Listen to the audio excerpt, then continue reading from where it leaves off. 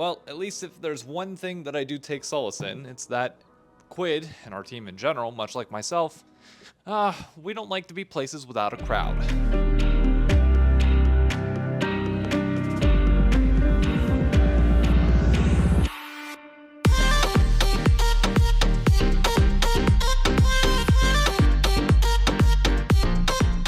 Ladies and gentlemen, 100 Thieves fans all around the world, welcome back to The Rendezvous, your weekly series going over everything 100 Thieves LCS, but this time on a Monday, because in case you don't know, we play our next match in just a few days. Yes, the LCS is going to Thursday and Friday in order to make sure that we are in the studio in front of a crowd. I'm not sure how big of a crowd, given that our match is at 4 p.m. on the West Coast when people are working on a weekday.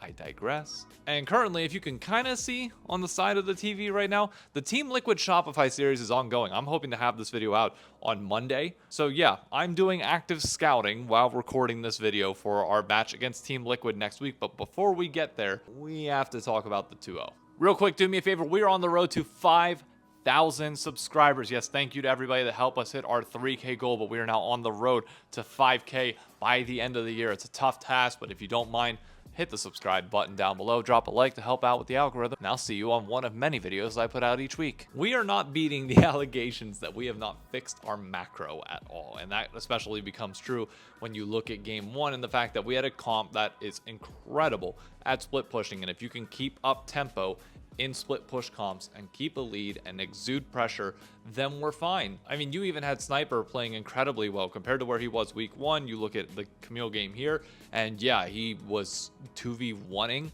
It was unbelievable. It was fun. We got a pretty good lead. We were in a position to close it out, to choke them out, and then we kept getting caught. Sniper got caught, Quid got caught, and then it snowballed. Like, once it happened once or twice, it just felt like, oh damn, like, you know how when you fall downstairs, like the first one that you fall down is like, okay, you technically only tripped over one step, but then you fall down the entire staircase, and it's like, well damn, if I would have just caught that one step, I would have been fine. Yeah, that's what happened to us, and we chucked massively, but with honestly one of the most exciting ends to a game that I think 100 Thieves has ever had, despite the fact that we lost in the base race that Sniper would go on to have against all of Dignitas, and nearly won it. But then game two happened, and I'm not gonna act like we played all that well in game two. Rather, I'll let one of the players do that speaking for them. Hey, how's it going? Not the greatest, but it happens. We lost. Yeah, I mean, walk me through that series if you don't mind. It seemed like game one was probably the closest game that we've seen of any team all split so far.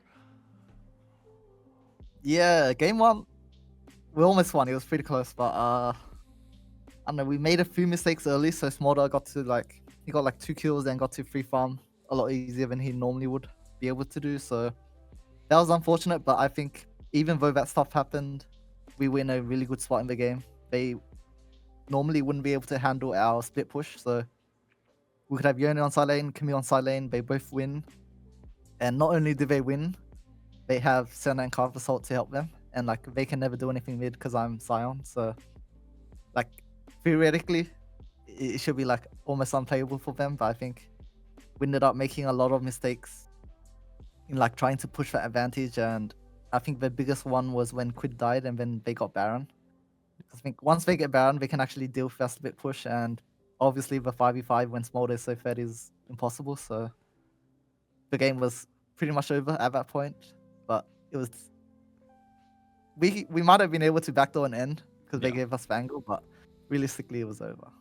Looking back on it, is there anything you would have changed to possibly limit the Smolder scaling? Because it just seemed like that entire game, like obviously he's laning against the Scion. There's only so much you can do to stop his just absurd stacking the entire time.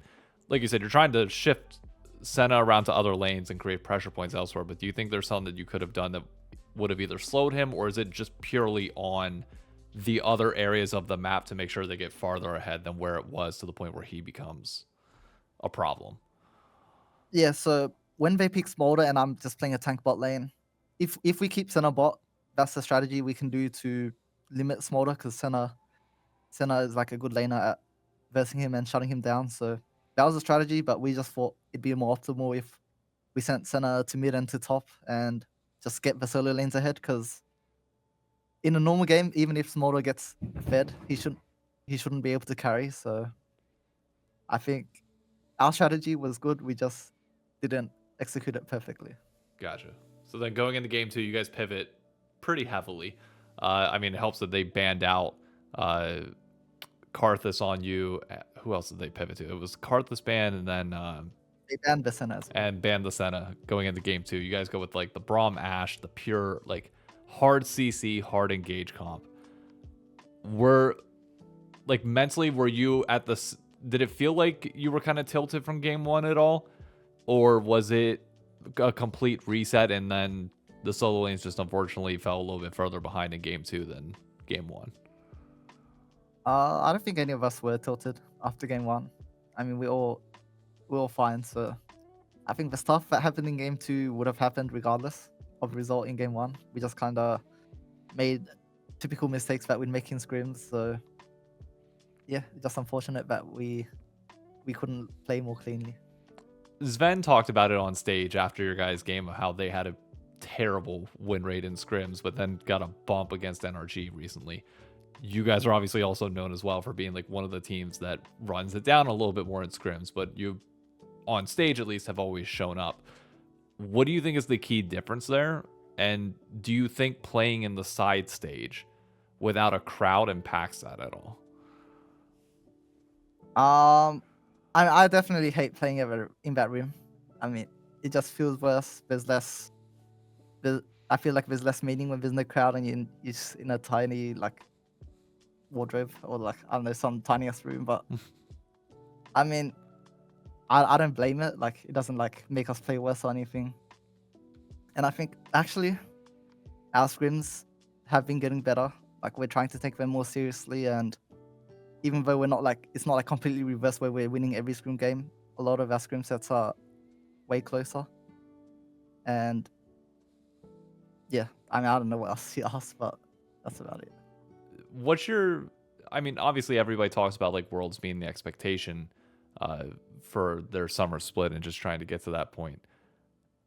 How far off do you feel like you are of achieving that goal? Because Dignitas, I think for most people, power ranks typically around like 4th. They have you guys somewhere in between there and 6th as well. Is like ignoring public opinion. How do you feel, or how close do you feel like you guys are to being in form that would get you to Worlds? I think at the rate that we're progressing, we'll for sure make Worlds. So even though people don't know a lot about what's happening behind the scenes, I think we're trying really hard to improve, and we've shown improvement because we had a career boot camp, and I've just seen our progress from then to now. So I have faith that if we keep doing it, then we'll make sure Worlds for sure. We saw a little bit behind the scenes of the boot camp. You guys got to meet Quid's family for the first time. Is there anything else that we haven't seen from that boot camp or just behind the scenes that you think has been like a fun story of the season so far? I'm really bad at telling stories, but behind the scenes stuff, I don't know. We're just a lot more honest with each other. We flame each other all the time in scrims and like make sure we're actually focusing up. And it's just like a big shift up from split one. Split one, we're pretty lenient. I guess the mindset was more like we were winning a lot on stage, so even if we kept instant scrims, like we just kept the mood good and tried to get where we could. And if we lost scrims, then we lost scrims. But I think this split, we're definitely not just being like, okay, we lost scrims, who cares? Like we're actually like, it's not okay to perform so poorly. We need to be better, and we actually need to have meaningful like practice that will help us improve. So that's the biggest change. Apologies for the dogs going ballistic in the background. Who do you think has been like who's seen the most change split over split, do you think? Most change? I think for me, I would say Meech.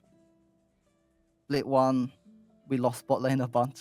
Maybe it wasn't as obvious on stage, but in scrims it was pretty bad.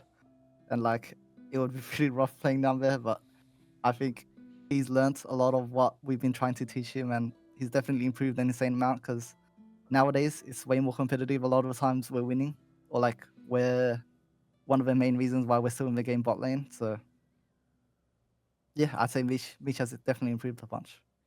Final question I got for you is Jensen was last split Jensen was on FlyQuest. You guys weren't able to get a win against them in the regular season. You didn't play him in playoffs. He now goes to Dignitas, and unfortunately not a win yet. What does 100 Thieves have to do to get the monkey off our backs of finally getting a win against Jensen this year? Against Jensen? I don't know. I've never really thought about that, but I'm not too worried about Jensen. I mean, I guess we haven't won against him, and if we play well, we'll win against him. All right. I mean, at least Sniper's added a licorice to the solo kill body bag. That's Yeah. one It's more. nice to get a few kills on that Camille game. Yeah. Anything you want to say to the 100 Thieves fans out there, or any LCS fans that would be watching? Just thank you for watching us. We still have entertaining games. Our games are all bangers, so we'll keep doing that and just watch us improve. Can't wait to see it. Thank you so much, man. Have a great rest of your evening. You too.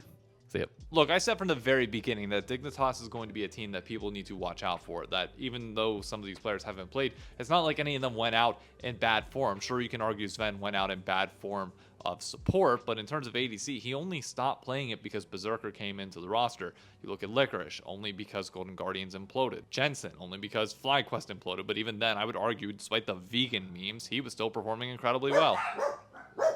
So no, I'm not upset with losing an early series to Dignitas, even if their scrim record is apparently as bad as ours. I expect them to be good. I expect them to be good at the things that we are not good at, which is good macro and good shot calling in these moments where you desperately need it most, where we seemingly still can't get our grip and hold on things.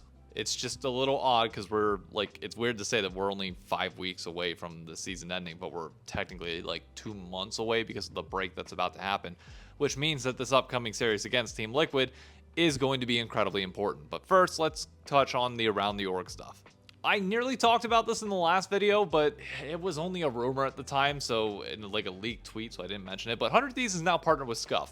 Not that that means literally anything for the LCS team. Like, even though like Scuf is a partner of 100 Thieves and be like, yay, sponsorship money, I guarantee like none of that Scuf money is allocated to the league team whatsoever, because you got to think about it. What do we do for Scuf? Nothing. Like, you can't use a controller on freaking on PC, and like, or not even PC, on League, because technically you could actually use a Scuf for console Valorant, which feeds into 100 Thieves Valorant. Like, it's a perfect partnership for the FPS side. But yeah, MOBA side, like, I can't imagine any of that sponsorship money goes to us whatsoever. Other than that, really no updates. Not all that much happening around the org, and the short time of filming this doesn't allow for like Monday to happen. I don't know what the score of the Valorant series is going to be at this time, and I'm an Optic Call of Duty fan, so I'm not even touching on 100 Thieves or LA Thieves. Let's, though, get into the Team Liquid series. One that, like, you would think, okay, it's the #1 seed versus us. We're probably going to get plowed, right? I'll be honest with you, if I had to bet on like full actual predictions, I would pick TL. You didn't hear that from me. Nothing wrong with admitting that, even as a diehard fan, that yeah, we're probably going to lose the series. But, if you go back to the regular season last year, guess who had a 2-0 record against Team Liquid? We did, thank you very much. And guess who played TL closest out of anybody when it came to the losers bracket? We did. Now, does that translate to this year at all? No, absolutely not. TL looks good. Like, I'm watching APA stomp Insanity, and that's the Insanity points one that I'll get into on the pit, not here. But the reason why I do have a little bit more faith in this series compared to what just happened against Dignitas is because even talking to Eyla and just knowing the players that we have, it is bluntly clear when they are not playing on stage in front of people, they get a little bit more loose, and it just doesn't, I don't know, we don't have that edge that we normally have whenever we are on stage with people. When we are in the side studio, we don't, like, I don't think we've won yet. I literally don't think we've ever won a match from in the side studio, if I'm not mistaken. Maybe we went 1-1, I don't know. But regardless, you can tell, like, whenever we play there, it's a night and day difference. So I'm hoping, like, now that we're back on stage, maybe we can clean up some of the things that are going on, but it's like, we had a moment where we could beat Dig in game 1, and it just felt like it collapsed afterwards, which is a testament to how, like, the better team typically does win in these best of threes, and I think it is going to be a lot more difficult for us to get this win over Team Liquid than it was to steal games off of them in the regular season last week, because, dude, we made him a fiesta every time. Sniper has made Impact his bitch in that series. And hey, maybe it can happen again, but I'm going to need Quid to step up massively from the performance that he put on this week. He got caught out so many times in the series versus Dig, and it's one that like maybe the pressure gets to him a little bit. Maybe, I don't know, best of 3 series, just change it a little bit whenever it's like an actual tougher opponent. No offense to NRG, but Dokla and Palafox unfortunately weren't able to really do much against him. But we need to see them step up. We need to see Quid play a lot better than he played this past week. I think Meej actually played overall decently well, but you're going to be going against the best ADC in the league, and Yawn, hands down, bar none. So good luck. I don't know, when you look at how we won against Team Liquid the last time, it literally was just the sniper causing absolute chaos in some of these fights and Quid stepping up. So look, is it weird to say that I'm hoping for the best in that front? Sure, probably. 2-1 prediction for 100 Thieves. But look, we just got to get through this break. We'll touch base after the Thursday match. I'll have my reaction posted and we'll talk more later. But like for now, if we can, honestly, I'm not going to complain if we walk out 1-2, hopefully having a close game against Team Liquid, or at least showing some improvement, and then come back from the break and get ready to fire on all cylinders, because every team that we have on the remainder of the schedule, once we get past Team Liquid, is heavily beatable, and we can do it. It's just a matter of hitting the pavement and finally getting those scrim rumors to start turning around, because you can't keep losing every scrim and then expect it to always work out on stage, as Eyla even noted in the interview. So that's going to be it for me. A little bit looser episode. Turnaround time obviously isn't as good as other ones, simply because I got to get this done. TL just absolutely curb stomped Shopify. This is going to be scary next week.